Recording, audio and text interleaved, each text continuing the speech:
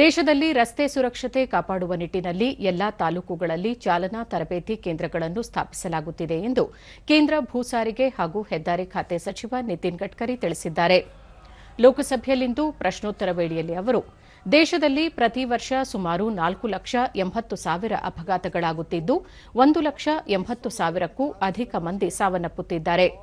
ನೀತಿ ಆಯೋಗ ಮತ್ತು ಏಮ್ಸ್ನ ವರದಿಯಂತೆ ವೈದ್ಯಕೀಯ ತುರ್ತು ಚಿಕಿತ್ಸೆ ದೊರೆಯದೆ ಶೇಕಡ 30ರಷ್ಟು ಜೀವಹಾನಿಯಾಗುತ್ತಿದೆ. ಈ ನಿಟ್ಟಿನಲ್ಲಿ ನಗದು ರಹಿತ ಚಿಕಿತ್ಸೆ ಒದಗಿಸಲು ₹1.5 ಲಕ್ಷ ನೀಡುವ ಯೋಜನೆ ಶೀಘ್ರದಲ್ಲೇ ಜಾರಿಗೆ ಬರಲಿದೆ ಎಂದರು.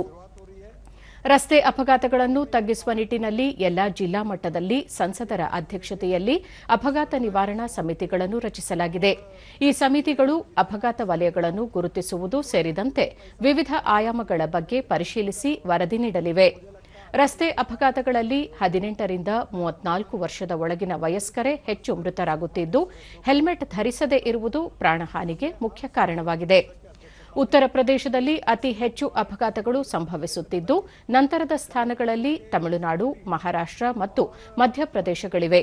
ಈ ನಗರಗಳ ಪೈಕಿ ದೆಹಲಿಯಲ್ಲಿ ಅತಿ ಹೆಚ್ಚು ಅಪಘಾತಗಳು ಸಂಭವಿಸುತ್ತಿದ್ದು, ಬೆಂಗಳೂರು 2ನೇ ಸ್ಥಾನದಲ್ಲಿದೆ. ರಸ್ತೆ ಅಪಘಾತಗಳ ವಿಷಯದಲ್ಲಿ ರಸ್ತೆ ತಾಂತ್ರಿಕತೆ ಮತ್ತು ಆಟೋಮೊಬೈಲ್ ತಾಂತ್ರಿಕತೆ ಪ್ರಮುಖವಾಗಿವೆ. ಹೆದ್ದಾರಿಗಳಲ್ಲೇ ಶೇಕಡ 59ರಷ್ಟು ಅಪಘಾತಗಳಾಗುತ್ತಿವೆ. ಈ ನಿಟ್ಟಿನಲ್ಲಿ ಕಳಪೆ ಕಾಮಗಾರಿ ಮಾಡಿದ ಗುತ್ತಿಗೆದಾರರನ್ನು ಯಾವುದೇ ಸಹಾನುಭೂತಿ ತೋರದೆ ಕಪ್ಪು ಪಟ್ಟಿಗೆ ಸೇರಿಸಲಾಗುತ್ತಿದೆ ಎಂದರು. ದೇಶಾದ್ಯಂತ 108 ಬಂದರುಗಳನ್ನು ಹೆದ್ದಾರಿ ಕಾರಿಡಾರ್ಗಳೊಂದಿಗೆ ಸಂಪರ್ಕಿಸುವ ಬೃಹತ್ ಯೋಜನೆ ಜಾರಿಯಲ್ಲಿದೆ ಎಂದ ಅವರು ₹1,58,000 ಕೋಟಿ ವೆಚ್ಚದಲ್ಲಿ ಈ ಯೋಜನೆ ಕಾರ್ಯಗತಗೊಳ್ಳುತ್ತಿದೆ. ಯಾವುದೇ ದೇಶದ ಅಭಿವೃದ್ಧಿಯು ಬಂದರುಗಳನ್ನು ಅವಲಂಬಿಸಿದೆ ಎಂದು ತಿಳಿಸಿದರು.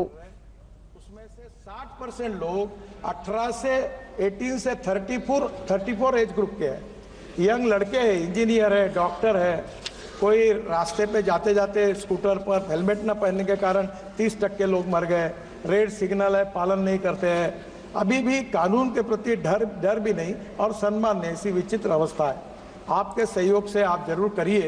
ये मैं आपके मार्फत सदन को आह्वान करता हूं और आपने जैसे आदेश दिया है मैं तुरंत फिर से पत्र लिखता हूं. प्रश्न संख्या 241. ಇದಕ್ಕೂ ಮುನ್ನ ಸದನ ಸಮಾವೇಶಗೊಂಡಾಗ ಸ್ಪೀಕರ್ ಓಂ ಬಿರ್ಲಾ ನಿನ್ನೆ ಸದನದಲ್ಲಿ ನಡೆದ ಘಟನೆ ಸಮಂಜಸವಲ್ಲ. ಯಾವುದೇ ಗೌರವಾನ್ವಿತ ಸದಸ್ಯರು, ಮುಖ್ಯವಾಗಿ ಮಹಿಳೆಯರ ಬಗ್ಗೆ ಹೇಳಿಕೆಗಳನ್ನು ನೀಡಬಾರದು. ಇದರಿಂದ ಸದನದ ಘನತೆಗೆ ಚ್ಯುತಿಯಾಗುತ್ತದೆ.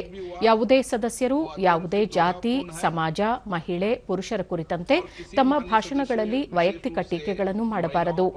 ಸದಸ್ಯ ಕಲ್ಯಾಣ್ ಬ್ಯಾನರ್ಜಿ ಅವರು ನಿನ್ನೆಯ ಘಟನೆಯ ಬಗ್ಗೆ ಕ್ಷಮೆ ಯಾಚಿಸಿ ಪತ್ರ ಬರೆದಿದ್ದಾರೆ ಎಂದು ಹೇಳಿದರು.